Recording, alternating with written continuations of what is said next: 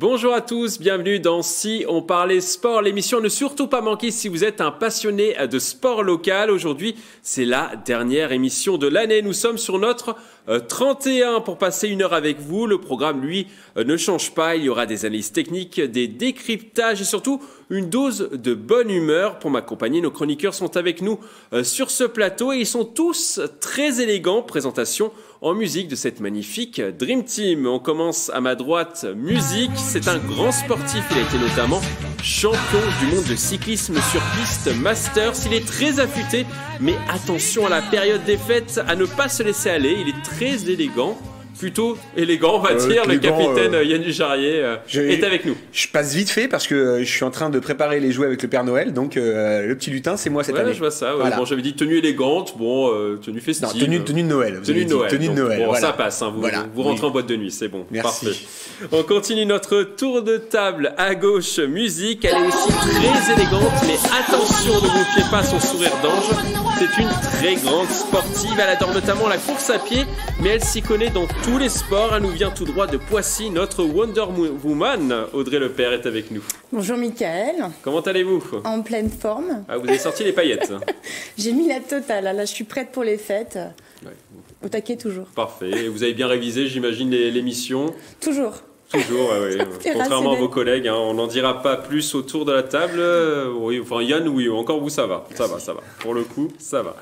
On repasse de l'autre côté à musique. Tout le monde le dit, les fans le disent, c'est un mélange entre Georges Clooney et Russell Crowe. Mais aujourd'hui, vu son élégance, on est obligé de dire qu'il ressemble à Georges Clooney. Il nous vient tout droit des contrées versaillaises. Notre gladiateur Pierre Chevalier du Rugby Club de Versailles est avec nous. What else? Et oui, forme et bonheur à tous, forme et bonheur. Très content de terminer cette belle année avec vous tous et en pleine forme, avant de prendre des formes, je pense à mon avis au pluriel, dans cette période qui est généralement un petit peu moins propice à faire du sport. Un petit veston rouge. Voilà, déguisé en sapin de Noël ou en Père Noël, c'est selon vous, comme vous voulez. Les couleurs, quoi. Voilà, les couleurs. Merci beaucoup Georges Clooney. On termine de l'autre côté à musique, c'est notre Père Noël à nous. Chaque émission à ses côtés est un cadeau. Il est notre sucre d'orge, notre étoile sur notre sapin. Il est notre coach, Jean-Miss, ex-entraîneur de plaisir, est avec nous. Bonsoir à tous et à toutes.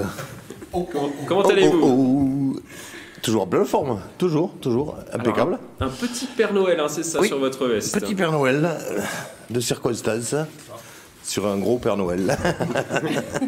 C'est la cerise sur le gâteau ou le gâteau sur la cerise? Voilà. Je parlais tout à l'heure de révision, je sais que vous avez parfaitement révisé l'émission, hein, c'est ça, hein. Sur le bout des doigts. Sur le bout des doigts. Et surtout dans vos spams. ça sera pas dit à l'antenne. Alors nous allons maintenant passer au programme de l'émission. Aujourd'hui, nous allons vous proposer un classement des sportifs yvelinois de l'année. Vous allez connaître les flops de l'année sportive dans les Yvelines. Mais avant de parler de ces thématiques, on va parler de cette Coupe du Monde de football qui vient de s'achever. La finale de la Coupe du Monde a rendu son verdict et malheureusement, la France ne sera pas championne du monde pour la 3e fois. La faute à l'Argentine qui a gagné après un match incroyable. Le score 3-3, 4 tirs au but à 2, malgré un triplé de Kylian Mbappé, qui est passé par les Yvelines lors de sa formation à Clairefontaine.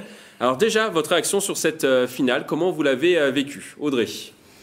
Pour moi, tout simplement, la France a gagné. On a perdu effectivement au pénalty, mais pour moi, on est arrivé du 3-3. Si, j'ai bien gardé le match jusqu'au bout, avec les prolongations, et on est resté jusqu'à 3 partout. Donc pour moi, je pense que la France a aussi gagné. On a perdu sur les pénaltys. Je pense que c'est par exemple... Vous êtes dans un déni de réalité. Voilà, et puis je pense que Hugo Lloris a bien bossé. Je pense que simplement, on a perdu des tirs au but et on est allé jusqu'au bout. Donc la France est allée en finale. Donc belle fierté à eux. Yann Dujarier, alors vous êtes moins optimiste sur ce match de l'équipe de France. Non, alors on a vécu, je pense, l'un des... pour mon âge de toute façon, voilà, et pour tous ceux que j'ai pu voir, malgré la première victoire de la France en 98, on a vu une des plus belles finales de Coupe du Monde depuis bien longtemps. Maintenant, je pense que on n'a pas perdu cette finale, ça c'est votre sentiment. Mon sentiment. Je ne pense pas qu'on ait perdu cette finale pendant le match. Je pense qu'on a perdu cette finale il y a maintenant 2 mois et demi, quand il y a commencé à y avoir pas mal de blessés dans les incontournables de l'équipe de France. Je pense à des Paul Pogba, à des N'Golo Kanté, voilà, qui ont manqué cruellement de leur expérience pour cette finale. Je vais pas dire que Rabiot a pas fait un très beau mondial, bien au contraire, mais je pense que l'expérience de 2018 aurait été, ça aurait pas été le même match avec les champions du monde de 2018, avec nos absents, voilà. Pierre Chevalier. Moi, sur la finale, la question de la finale, c'est j'ai vécu, je suis passé par toutes les émotions, en gros, avec à la fois une fierté quand même. On parlera du mondial après, mais sur la finale elle-même, de la fierté d'avoir été présent à ce stade-là et d'avoir été capable de défendre un titre de champion du monde, ce qui n'a pas été fait depuis les années 60 et le Brésil en conservation d'un titre de champion du monde. Après, la consternation en première mi-temps où en gros on la joue pas, c'est-à-dire que là en gros il y a qu'une équipe sur le terrain et on prend super cher sur les 45 premières minutes, en gros 45 premières minutes et quand même malgré tout cet esprit de révolte en deuxième mi-temps avec le facteur X Mbappé qui est là où on l'attendait. C'est-à-dire qu'on a suffisamment dit et remis en question sa capacité à être prêt pour les grands événements. Lui, il le dit depuis toujours. Il le dit que son objectif, c'est la Coupe du Monde. Il se prépare. Il enlève tout ce qui peut le perturber là-dessus sur une préparation de Coupe du Monde. Et il est présent au final. Il en plante 3, plus son tir au but. Ça, c'est là pour le coup, c'est un coup de chapeau monumental que le peuple français doit lui faire. Et cette chance que l'on a aussi de l'avoir dans nos rangs. Et puis après évidemment la tristesse de finir comme ça quand les tirs au but arrivent. On sait qu'on n'est pas bon, on sait que les finales au tir au but on les perd. La dernière contre l'Italie de Greg Canale et puis cette globale incapacité à soit en stopper, soit en placer à chaque fois et d'être imprenable au tir au but. Donc sentiment mêlé, au final, quand même un petit peu triste et un peu vénère de l'avoir perdu celle-là. Jean, vous aussi vous êtes triste ? Non, pas vraiment. Pas vraiment, parce que je ne voudrais pas revenir sur Mbappé, parce que Mbappé, tout le monde en parle, donc c'est un grand joueur, il a fait son job sur la fin. Par contre, faut pas oublier quand même, je veux dire, un match de foot en l'occurrence, c'est 90 minutes. C'est pas les 20 dernières minutes et les prolongations et les tirs au but, c'est pas ça. Là, on a eu une équipe de France qui a joué 20 minutes à la fin du match, où on a un Mbappé qui, effectivement, parce que c'est un grand joueur, s'est enfin réveillé et a montré son vrai visage. Mais pendant 70 minutes, excusez-moi, mais il s'est regardé les pompes quand même, le type. Il a rien fait, quoi. Il a rien foutu. Moi, j'ai regardé le match où j'ai vu des Argentins qui étaient, mais alors, minables, qui se mettaient minables, qui couraient partout dans tous les sens, qui défendaient, qui attaquaient.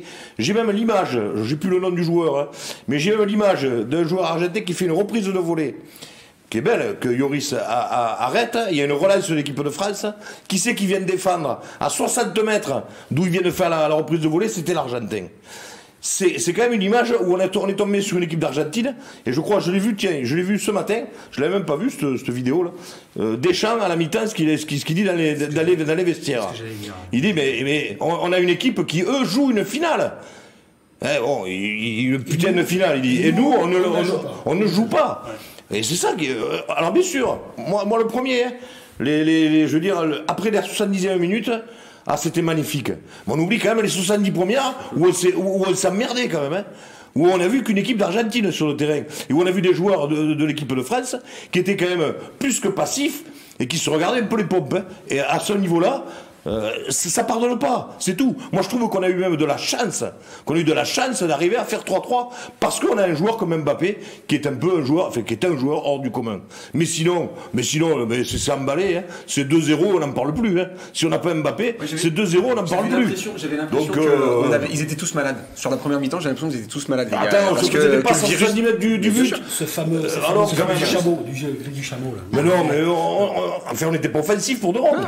Non, Audrey ? Oui, après je rejoins un petit peu ce que tu dis, Jean. Sur la première partie, il faut aussi savoir qu'en face, les Argentins, ils ont un jeu hyper agressif. Moi, j'ai trouvé que effectivement les Bleus étaient plus ou moins présents. Moi, mon chouchou, c'est Griezmann. Donc j'ai vu qu'il était partout.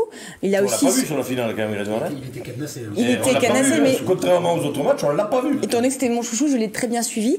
Et c'est vrai qu'en face, les Argentins étaient très agressifs. Donc j'ai trouvé le jeu des Bleus hyper en fait très malin, très sur la défensive. Effectivement, les Argentins, ils ont fait que des fautes. Moi, c'est l'arbitre. J'ai pas compris son jeu, son état d'esprit. S'il y avait effectivement une volonté de pouvoir favoriser l'Argentine plus que la France.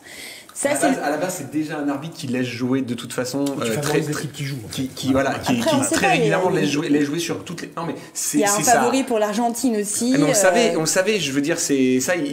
On savait que cet arbitre pouvait laisser jouer sur beaucoup de contacts. Bah, il fallait mettre du contact et les Argentins l'ont fait, on ne l'a pas fait. Bon, il y avait aucune agressivité. Il s'est joué sur tous les contacts, le premier penalty notamment de l'Argentine. Sur ce penalty-là, il a un peu sifflé. Beaucoup disent qu'il n'y a pas penalty. Et le troisième but, c'est pareil. Je suis désolé, le premier penalty pour la France, c'est la même action. C'est la même action, donc ils sifflent les deux qui sont du même contact.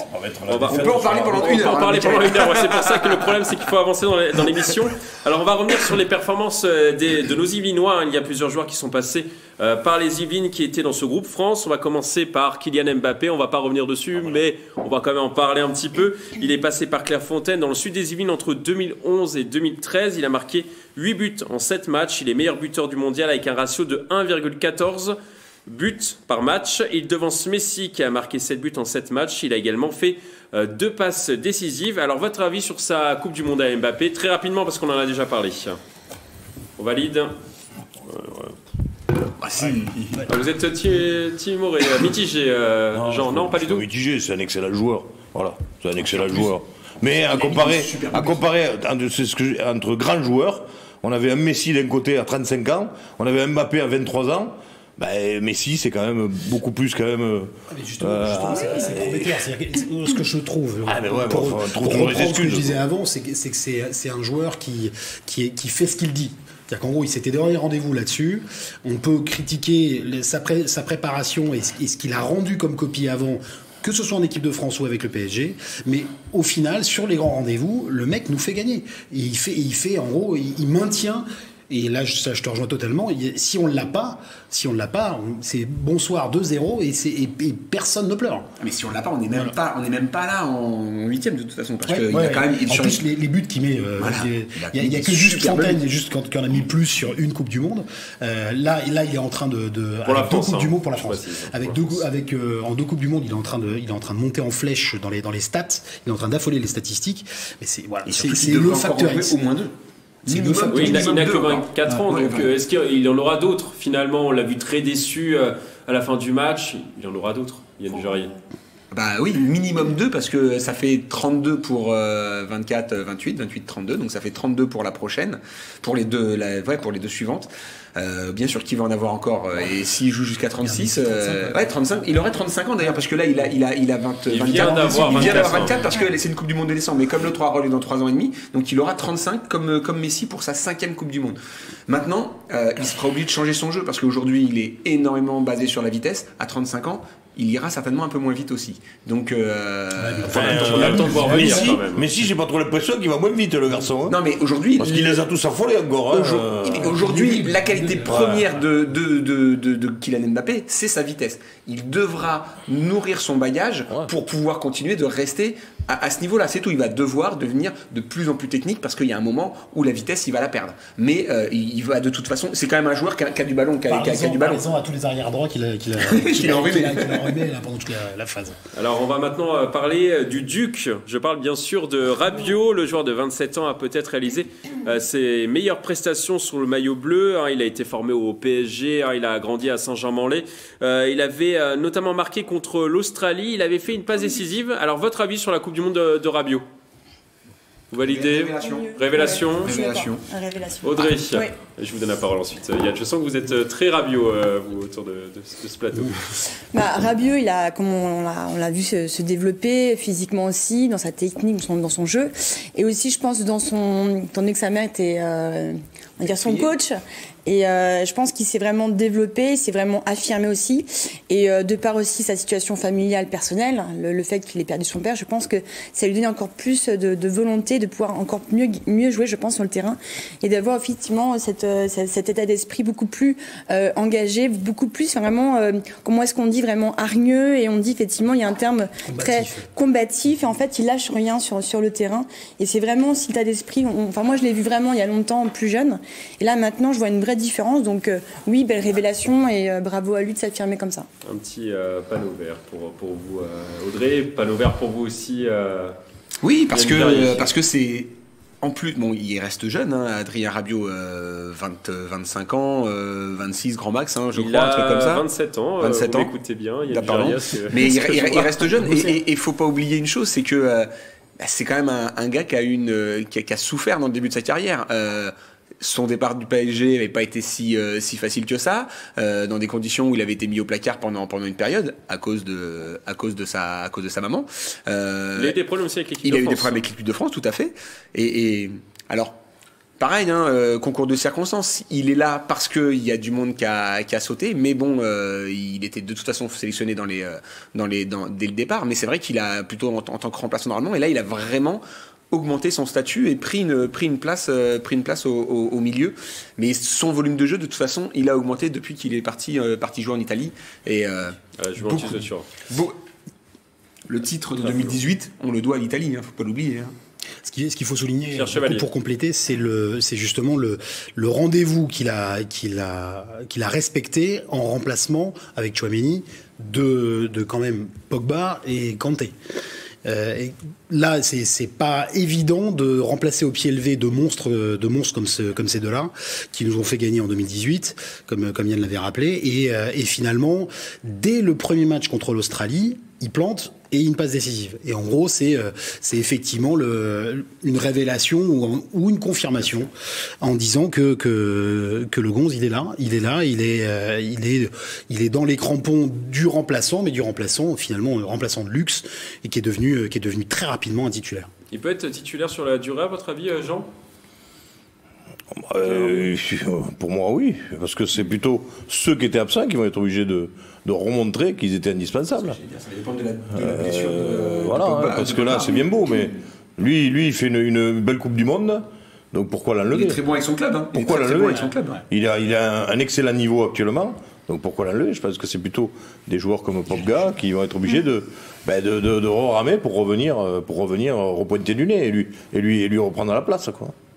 Enfin, il y a Matteo Guendouzi, le joueur originaire de Poissy qui a été formé au PSG. Le joueur de 23 ans a vécu sa première Coupe du Monde et il a juste joué le match contre la Tunisie, la seule défaite de l'équipe de France 1-0. Alors, votre avis sur la Coupe du Monde de Matteo Guendouzi, vert ou rouge ? Rouge pour vous, Pierre Chevalier, rouge pour vous, Yann Dujarrier. Malheureusement rouge. Vous êtes partagé du côté gauche. Sur l'aile gauche. Donc, un petit duel entre Jean et Pierre, allez. Entre Jean-Pierre. C'était pour te faire chier. Je sais bien. À vous, Jean.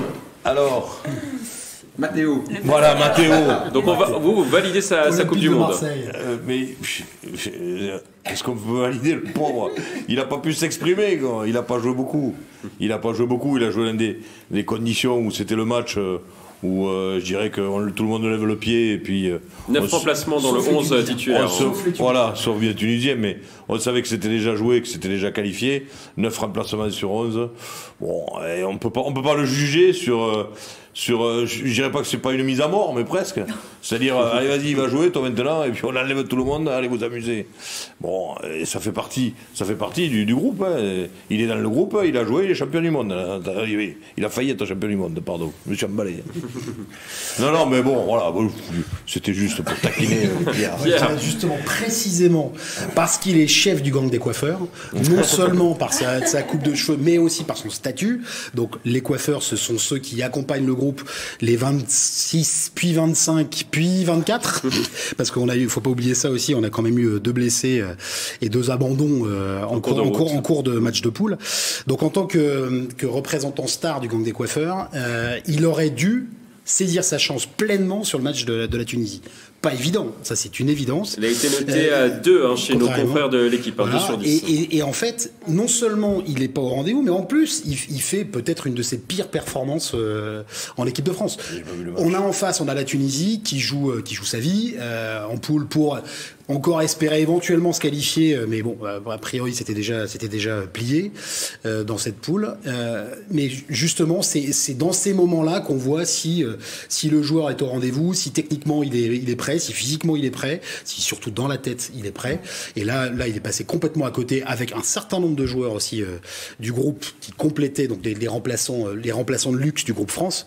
Mais donc il est passé complètement à côté de la plaque et là effectivement c'était pas forcément un service à lui rendre, mais c'est aussi ça, une Coupe du Monde.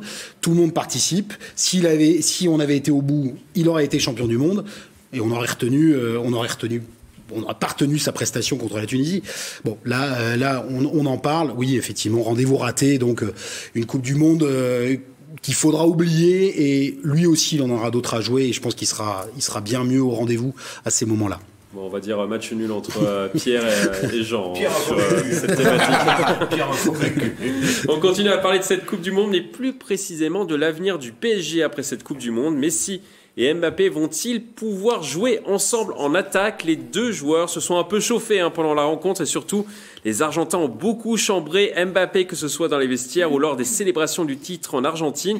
Le gardien Emiliano Martinez a défilé avec une poupée à l'effigie de Mbappé sur le bus. Et Messi était juste à côté, apparemment. Messi ne l'aurait pas vu, selon les journaux argentins. La question sur cette thématique, vont-ils réussir à jouer ensemble pour le PSG? PSG qui est bien sûr implanté dans les Yvelines, au camp des Loges à Saint-Jean-Mandé actuellement et qui va déménager bientôt à Poissy. Oui pour vous tous. Yann, pour vous c'est un oui dithyrambique. C'est un oui parce que... C'est un oui parce que j'aimerais foncièrement que Kylian Mbappé gagne la Ligue des Champions avec le PSG avant de partir. Voilà, tout simplement. Donc, comme il reste que cette année... Est-ce qu'il ne va pas partir cet hiver aussi? Non, il ne partira pas cet hiver. Il partira à l'été prochain, mais il ne partira pas cet hiver, ça c'est sûr. Et puis que comme Messi ne reste que cette année, il finit son contrat à la fin de l'année. Il y avait une année en prolongation, mais je pense qu'il y a peu de chances qu'elle soit faite. Donc oui, j'aimerais que ça se fasse cette année et que Paris remporte la Ligue des Champions malgré mon cœur sudiste, mon cœur blanc et ciel, mais c'est vrai que je trouve que ce serait... Vous parlez de Marseille, pas de l'Argentine. Je parle de Marseille. Mais c'est vrai que je trouverais ça bien qu'ils puissent accrocher cette Ligue des Champions avec le PSG avant de partir, parce que c'est un gamin qui le mérite de toute façon. Il est déjà à l'entraînement là, il est déjà à Paris, il a déjà repris l'entraînement quoi. Il est irréprochable ce gamin. Il aime le foot, bien sûr. Pierre. Si c'était Martinez qui était au PSG, là la question elle aurait été vite répondue. Maintenant, ce sont deux professionnels.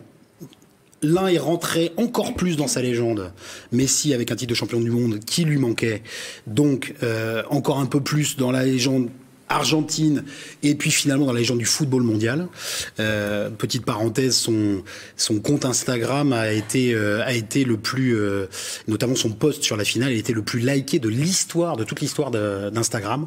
Dixit Mark Zuckerberg. Donc c'est dire un petit peu l'aura et l'audience dont Messi bénéficie. Mbappé, il a plus le temps. Il a 11 ans d'écart par rapport à Messi. Ils vont se retrouver au PSG. Ils se sont un peu chambrés sportivement sur le terrain en Coupe du Monde. Ils se sont challengés en fait. Oui, on a vu le petit point, les points rageurs. Ouais. Le Messi en première mi-temps, Mbappé en deuxième. Ils se sont rendus coup pour coup, mais c'est resté, je trouve, fair play et sportif comme deux légendes de leur pays et deux coéquipiers en club. Mbappé, il a l'avenir devant lui. Heureusement pour nous Français, on l'a avec nous. Et je pense que avec les échéances qui arrivent, et notamment en Ligue des Champions, surtout si Martinez signe au Bayern pour la suite de la compétition en Ligue des Champions, ça va être marrant. Ils vont pouvoir Après, mettre de côté peut-être les frustrations et les joies de chaque côté, et puis tirer dans le même sens pour le PSG, parce qu'il ne doit pas leur rester grand temps à jouer au PSG ensemble, ni pour l'un ni pour l'autre, donc c'est peut-être cette année ou jamais. Audrey. Tout d'abord, bon anniversaire Kylian, parce que c'était le 20 décembre, donc déjà... c'est quand même un sacré cadeau. Avant de parler de Kylian et de Messi, tout ça, moi je suis très contente que ce soit Messi qui ait gagné cette coupe au-delà de la France. C'est une très belle représentation auprès de cette nouvelle génération, des valeurs qui développent et qui communiquent. Je trouve ça vraiment très porteur de sens. En plus, voilà, c'est une belle image aussi au niveau mondial. Après, la question, c'est est-ce que Messi et Kylian vont bien s'entendre? Oui, parce que ce sont deux joueurs professionnels. Est-ce qu'on a des certitudes? Mais alors, la question, c'est qu'il y a Neymar aussi au PSG. Est-ce que Neymar va être jaloux? Est-ce qu'il va effectivement peut-être influencer Kylian à lui dire écoute, tu peux partir maintenant du PSG? Est-ce que, parce que Neymar et Messi s'entendent plutôt bien, est-ce que peut-être que Kylian aura envie de partir peut-être du PSG?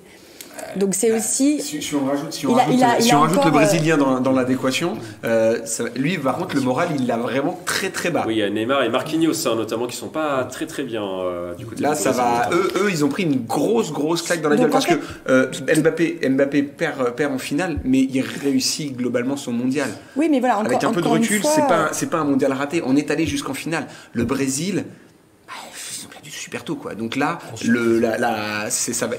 En quart de finale contre la Croatie, quoi. Voilà.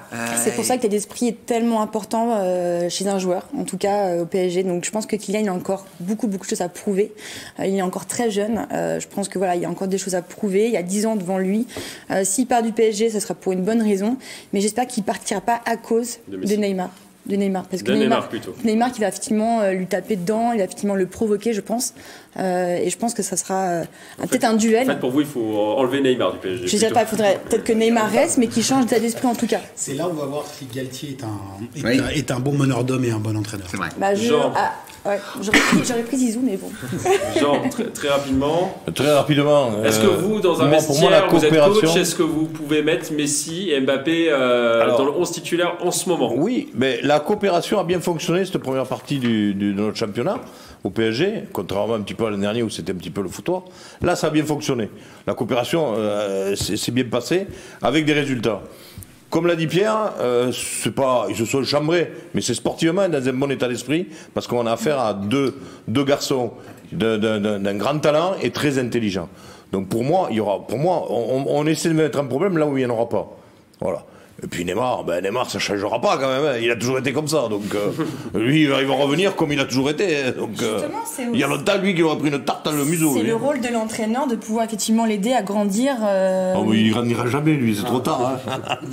En tout cas, on l'a dit, oui. Mbappé était aujourd'hui à l'entraînement. Neymar est toujours en vacances, pour la petite anecdote. Faut qu'il récupère, quand même.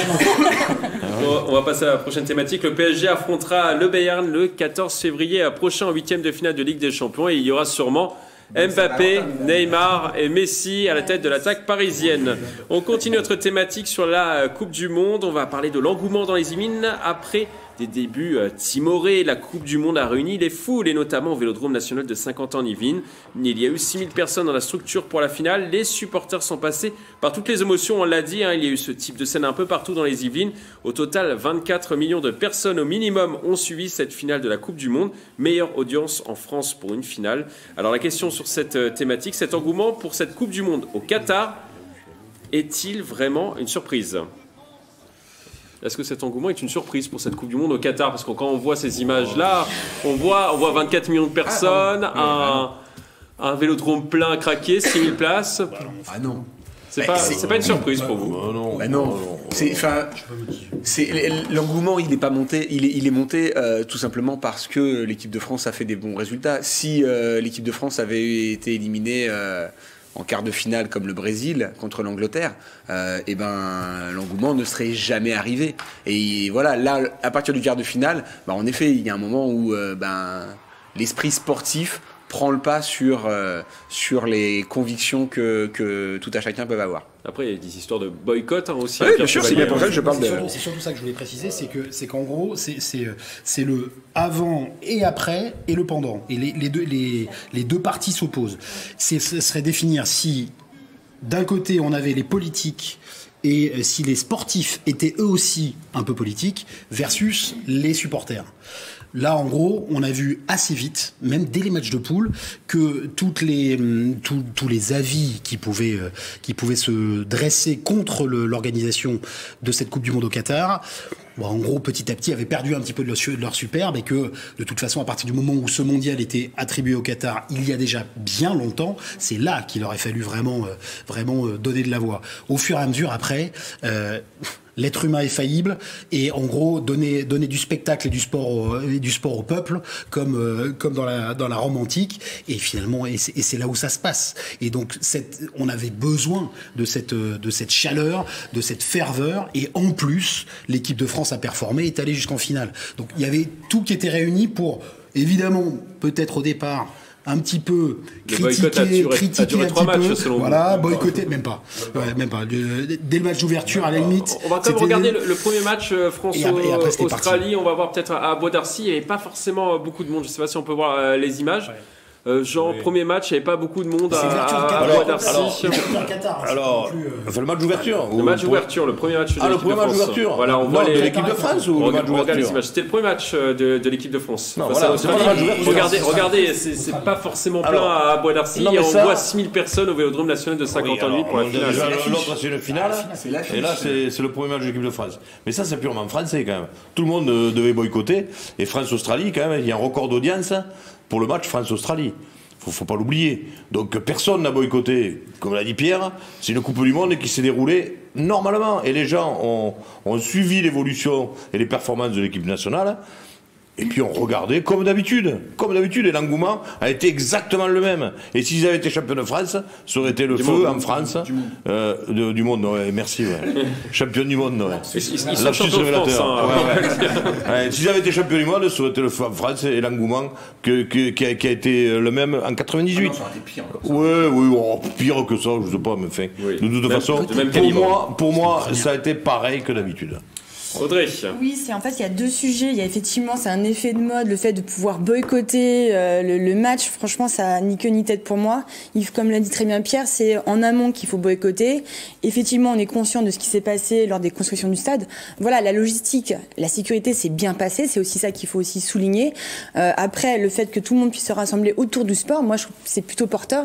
D'autant plus avec ce qui se passe dans l'actualité, avec le Covid, avec effectivement, on va dire entre guillemets, l'économie et l'écart qui se fait. Je pense qu'il faut rester quand même assez concentré autour du sport, que toutes les cultures puissent se retrouver et faire la fête. Il faut rester positif. Et effectivement, que le chef d'État vienne soutenir la France, c'est porteur de sens. De toute manière, comme l'a très bien dit aussi, j'ai oublié ton prénom. Non, mais c'est pour le taquiner aussi, le Père Noël. Tout simplement pour dire que il aurait été là ou pas là, qu'on boycotte ou qu'on ne boycotte pas, les Français sont là toujours pour se plaindre. Donc ça, il faut aussi changer de mentalité. Ça va être, je pense, c'est un gros challenge pour les années à venir. Il va falloir effectivement avancer, que ce soit au Qatar ou dans une autre ville, et ça aurait été pareil. Mais là, dans 4 ans, ça va déjà être une catastrophe. Là, il faut savoir que, en effet, c'était au Qatar, mais tous les 3 ans et demi maintenant. Excusez-moi. Mais tous les stades étaient dans un rayon de 150 km, je crois. Dans 3 ans et demi, Canada, Mexique, États-Unis. Voilà. Avec 12 ou 16 stades, je sais plus. Enfin voilà, ça va être. Il y aura plus d'équipes, je crois 48 équipes. 48 équipes, mais ça va être un bordel monstre. Il va falloir, au niveau logistique pour les équipes, ça va être une catastrophe. On aura l'occasion d'en reparler. Et bien sûr qu'on aura l'occasion d'en reparler, et alors attention, petit ingrédient, c'est que finalement, comme il n'a pas fait si chaud que ça au Qatar, les clims n'ont pas été autant utilisées que ça dans les stades. Voilà. Mais il faisait même trop froid dans les stades. Donc elles ont été arrêtées. Donc voilà, il y a eu des choses qui ont été mises en place peut-être pour trop bien faire et qui n'ont même pas utilisé et qui ont amené du moulin à la polémique qui finalement n'a même pas eu lieu d'être. Je vais très rapidement passer à la prochaine thématique. Attends des nouvelles de la supportrice croate. Non, elle est enrhumée avec l'influence. Elle est gonflée, celle-là, non Bon, une belle transition en tout cas vers notre page débat. On va maintenant passer à notre envolée du jour. Notre emblématique Grégory Canale n'est pas avec nous sur ce plateau pour cette dernière. Malheureusement, notre Italian Lover est parti en vacances. Il en avait bien besoin après une Coupe du Monde éprouvante pour lui. Avec la non-qualification de l'Italie cette année, il nous donne son palmarès des sportifs de l'année dans les Yvelines. On l'écoute. Salut la team, si on parlait sport, j'espère que vous vous portez bien malgré la récente défaite de l'équipe de France en finale de la Coupe du Monde de football.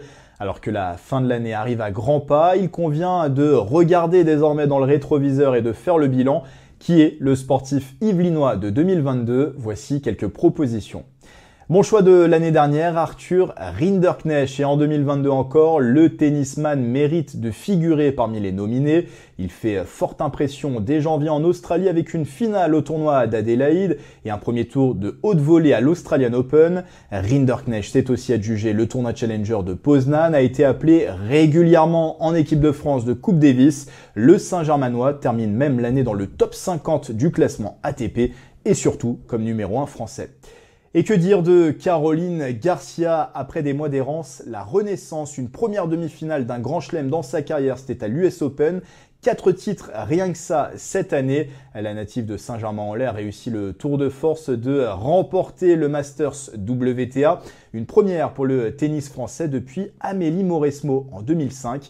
Et Garcia conclut même l'année comme numéro 4 mondial. On attend la suite avec impatience. Lui est à 18 ans l'une des attractions du sport mondial. Victor Wembanyama, 2,21 m, vit sa dernière danse avec le championnat de France. Le basketteur de 18 ans est promis à la NBA. Les franchises vont se l'arracher lors de la prochaine draft, ça ne fait aucun doute.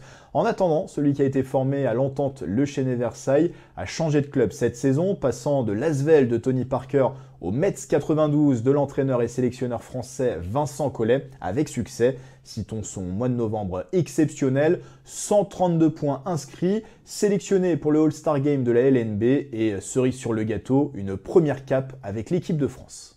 Elle, justement, est en pleine histoire d'amour avec les Bleus. Émilie Boulard a connu sa première Coupe du Monde de rugby avec le 15 de France féminin en Nouvelle-Zélande. C'est d'ailleurs face aux Black Ferns, vainqueurs de la compétition, que les tricolores ont échoué à une seule marche de la finale en demi du mondial. Mais Émilie Boulard et ses coéquipières sont montées tout de même sur le podium. Un rendez-vous durant lequel la Sud-Yvelinoise s'est définitivement imposée comme la numéro 15 des Bleus. 2 essais inscrits et quelques passes décisives. Elle sera même élue meilleure joueuse du quart de finale face à l'Italie. Enfin, Mathilde Gros est sur le toit du monde de sa discipline. En octobre, la pistarde est devenue à 23 ans championne du monde de vitesse. La communion était incroyable avec son public au Vélodrome national de Saint-Quentin en Yvelines.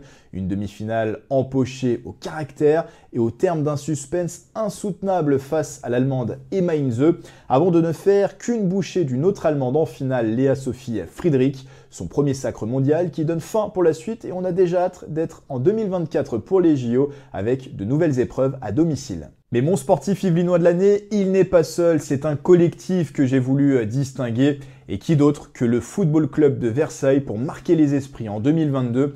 Un parcours onirique en Coupe de France, les Yvelinois se sont hissés jusqu'en demi-finale du trophée de tous les possibles, là où le terme petit pousset prend tout son sens. Au tableau de chasse du FCV notamment, les pros de Toulouse. Je me souviendrai pour ma part de ce déplacement en votre compagnie Mickaël à Périgueux auprès des supporters. C'était pour le quart de finale face à Bergerac.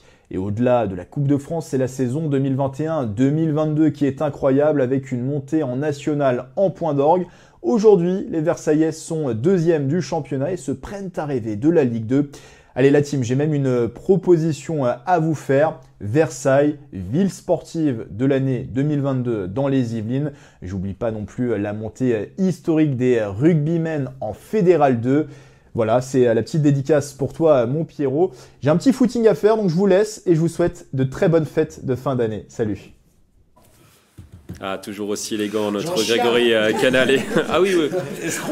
Vous êtes dans le top, hein, et vous avez fait une petite dédicace quand même pour le Rugby Club de Versailles. Je suis très ému. C'est vrai que vous avez fait une très belle année, au Rugby Club de Versailles. Ouais, on a fait une belle année. Après, c'était peut-être pas suffisant, en tout cas pour Grégory, pour vous mettre comme sportif illinois. On n'est pas au même niveau que le Football Club de Versailles, mais oui, il a raison de dire que pour Versailles, ville sportive de l'année, c'était une très très belle année. Est-ce que vous êtes d'accord avec Grégory? Le FC Versailles, numéro 1 cette année dans les Yvelines, sportif de l'année dans les Yvelines. Non pour vous, Yann Dujarrier, non pour vous, Pierre, non pour vous. Pour polémiquer Jean, un peu, et oui pour vous, Audrey. Donc vous c'est ok. On va déjà parler avec vous, déjà Audrey. Audrey, donc pour vous c'est ok. La team Yvelines jusqu'au bout, c'est oui effectivement, ils ont encore du chemin à faire. Il y a encore une marge de progression à faire, on est d'accord. Mais Yvelines toujours présente. Les 5-6, c'était tous des Yvelines quand même. Oui, c'est vrai. Sauf que c'est l'exploit qu'il faut mesurer. Et je suis désolé.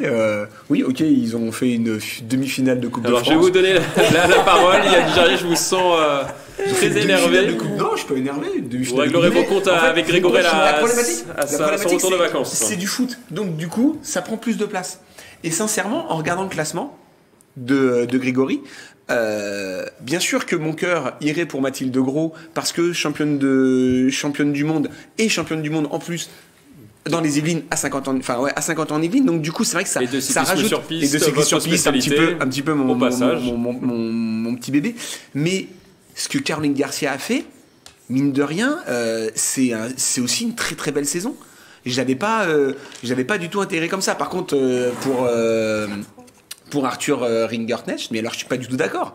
Il a même pas passé un tour à Roland-Garros ni à Wimbledon. Il est meilleur français, il termine meilleur français cette année. C'est ridicule. 44e place mondiale et il est numéro français. Il a même pas sa place dans le classement. Donc voilà, je suis peut-être un petit peu dur, mais il nous donne sur janvier plein d'espoir et il y a zéro confirmation sur la suite de la saison. Rien du tout.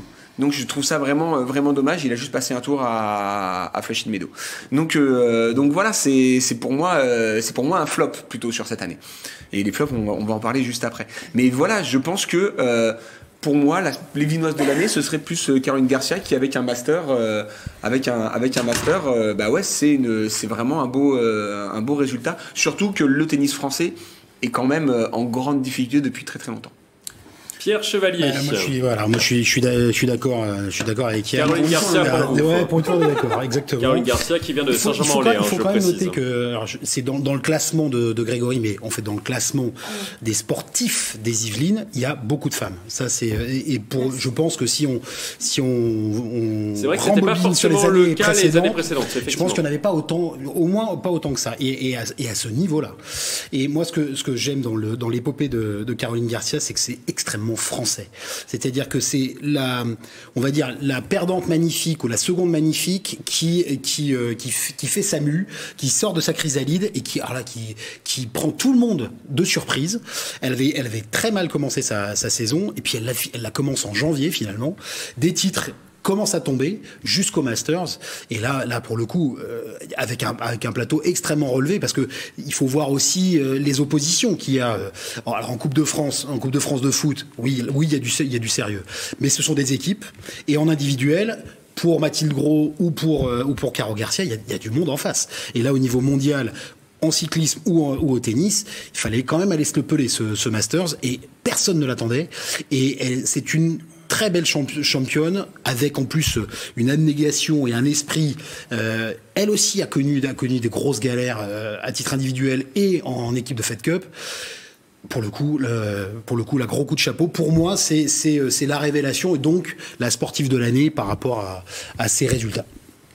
Jean, vous n'étiez pas d'accord avec Grégory, vous non plus. Non, moi vous l'attendez de pied ferme, j'imagine, à la rentrée. Je vais miser la jeunesse et pour moi. Le sportif de l'année, c'est Victor Wembanyama, pour deux raisons. La première, parce que je m'étais promis de pouvoir prononcer Wembanyama. Donc je l'ai fait, ça a marché. Victor Wembanyama, 3 fois. On peut dire Wemby apparemment aussi. Wembanyama, maintenant que je l'ai à main, je ne vais pas le lâcher. Et la deuxième parce que... Oui, non, mais ça, non, pas encore. Et la deuxième parce que c'est un garçon qui est très jeune et qui a une marge de progression énorme et qui, à mon avis, va devenir un très très grand champion. Ah, mais si on lui donne dans sa... de non, quand il sera champion, mais je fais ce que je veux. Je fais ce que je veux quand même. Quand il sera champion de bio, pour moi, c'est votre champion. C'est moi le champion parce que il a une marge de progression énorme. Et puis là, c'est parce que c'est par rapport, malheureux, il n'a pas le choix dans la date, et c'est un peu tôt, par exemple, parce que lui, là, dès l'année prochaine, il va être, tout le monde va se l'arracher aux États-Unis. Donc, on peut dire que c'est trop tôt pour lui. Ouais. Mais pour moi, c'est mon sportif de l'année. Je précise qu'il n'a que 18 ans. Hein. Et voilà, c'est pour ça. Sur les 15 prochaines années, on dit que le sportif illinois, c'est Wembanyama. Peut-être qu'après, il stagnera, monsieur Michael. Ah, mais là, c'est dans NBA. Victor Wembanyama. Ça, une fois. 2m21 pour Victor Wembanyama. Donc du beau monde finalement dans les équipes. Oui, quand même. Il faut dire, on n'a pas tout cité. Hein. On n'a pas tout cité. Grégory a dû sélectionner forcément les sportifs yvelinois de l'année. Bon, il y a eu des tops, ça on l'a tous dit autour de cette table, mais il y a aussi des flops dans les Yvelines. J'ai quelques propositions à vous faire. Je sais bien que ça ne va pas plaire aux sportifs concernés, mais il faut aussi le dire pour qu'ils puissent rebondir. Qu'y a-t-il, Yann Jarry? C'est pareil. Mais on est obligé. Je suis pas d'accord sur les nominés des sportifs illinois, mais des flops, mais je suis pas d'accord du tout avec les. Je suis pas d'accord avec les tops, mais je suis pas d'accord avec les flops non plus. Parce que vous connaissez déjà les flops, c'est pour ça. Je connais déjà les flops. Alors en premier lieu, Louis Burton, il a une nouvelle fois dématé avec son IMOCA Bureau Vallée sur la dernière route du Rhum. C'est la deuxième fois que ça lui arrive en un an après son dématage sur la Transat Jacques Vabre. On est très déçus parce que Louis Burton a terminé 3e du dernier Vendée Globe. Et c'est un ami, je le précise, donc je peux être dur avec lui. il y a aussi un boxeur dans les flops, Tony Yoka, originaire de Chanteloup-les-Vignes. Il a perdu pour la première fois de sa carrière en mai dernier face à Martin Bacolé. Il avait jusque-là 11 victoires dont 9 par KO. À 30 ans, il est redescendu au classement. Il pourrait ne jamais devenir champion du monde chez les lourds. En cyclisme sur piste, Sébastien Vigier et Ryan Elal, les pistards yvelinois, n'ont pas réussi à briller à domicile au Vélodrome national de Saint-Quentin-en-Yvelines lors des derniers championnats du monde de cyclisme sur piste. On attend beaucoup d'eux pour les JO de 2024, mais ils sont passés à côté.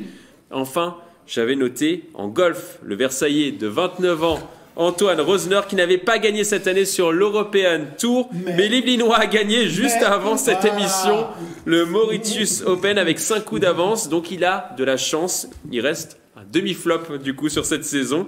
On voit les images, magnifiques images d'Antoine Rosner avec son trophée. Donc il sort de ce classement-là tout de suite. Les demi-flops, il est demi-flop pour moi, demi-flop. Il gagne, il flop. Je suis le responsable de l'émission, pour moi il est demi-flop. Alors qui est pour vous le flop de cette année? Vous votez. Bureau Louis Burton, Tony Yoka, Sébastien Vigier, Ryan Elal ou Antoine Rosner. Vous votez. Il n'y a pas de fille par contre dans ce classement. Yoka. Alors, Tony Yoka. Tony Yoka, ouais, parce qu'il y a une vraie grosse déception. Alors, Tony Yoka, pourquoi? Allez-y. Jean, d'abord. Ah oui, je vais commencer. Tony Yoka. Pour une fois. Parce que c'est facile à dire, déjà. Je plaisante. Non, tout simplement parce que on en a beaucoup discuté autour de cette table.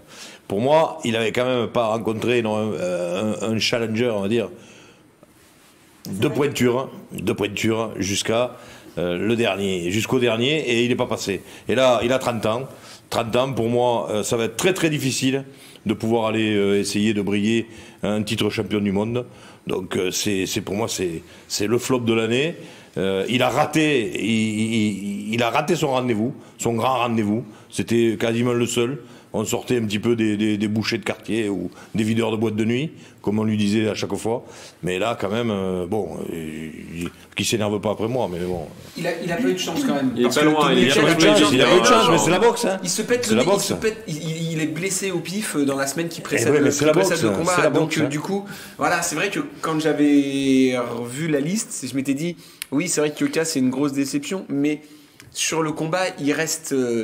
Il va au bout du combat alors qu'il est blessé au début du combat et qu'en effet il le paye sur le combat. Donc pour moi je resterai sur Bureau Vallée. Mais non, c'est le mât, c'est pas lui. On va parler d'abord peut-être de Tony Yoka et ensuite on verra pour les autres. Yoka c'est simplement des rendez-vous ratés et c'est des effets d'annonce qui sont aussi mal maîtrisés depuis son passage en pro. C'est un champion olympique qui avait l'avenir au moins olympique amateur devant lui, très grand champion de boxe dans ses différents combats. Et là, son passage en pro, il y a eu différents télescopages d'annonces, d'engagements, de paris faits sur l'avenir, et puis effectivement d'opposition qui n'était pas à son niveau supposé. Et il y a eu dans la promotion de ces combats une absence de choix dans la date régulier, et lui, il a quand même dû s'aligner, et Bacolé l'a ramené à la réalité froide, violente de la boxe mondiale et de la boxe professionnelle. Donc oui, par rapport à tout ce qu'il avait dit faire ou s'engager à faire, et le résultat, et puis là c'est parti dans les oubliettes. On n'a pas de date, il y a pas de combat à venir, il y a plus rien.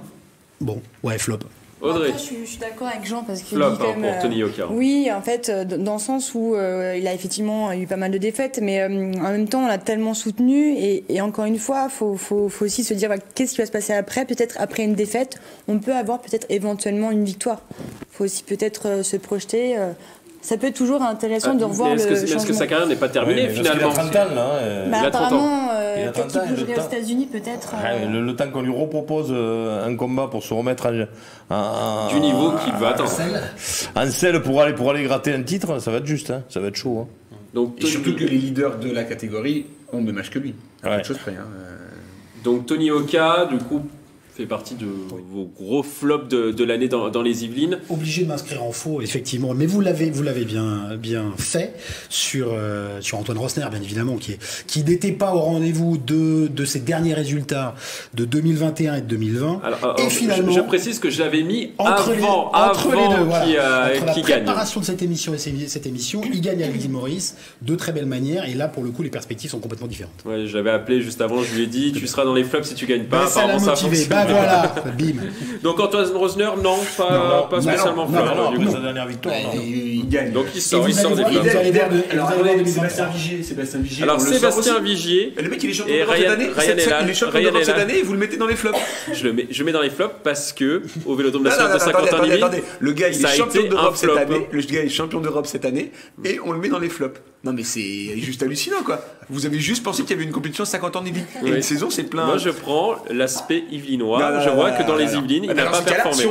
Si on prend l'aspect yvelinois, je suis désolé, c'est Mathilde Gros qui est yvelinoise, sportive yvelinoise, puisqu'elle a été championne du monde à 50 ans en Yvelines. Alors ce n'était pas mon envolée, c'était celle de Grégory. Donc... mais bon, donc il faut faire la part des choses. Soyons honnêtes. Non, Sébastien on peut pas le mettre dans les flops. Ryan.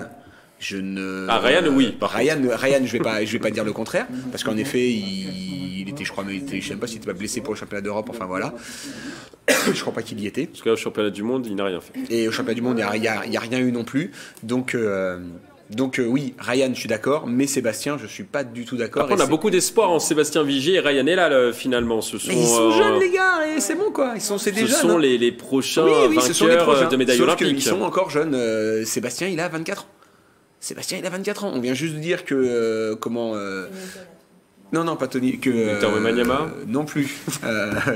Kylian Mbappé avait 24 ans et qu'il avait tout l'avenir devant lui.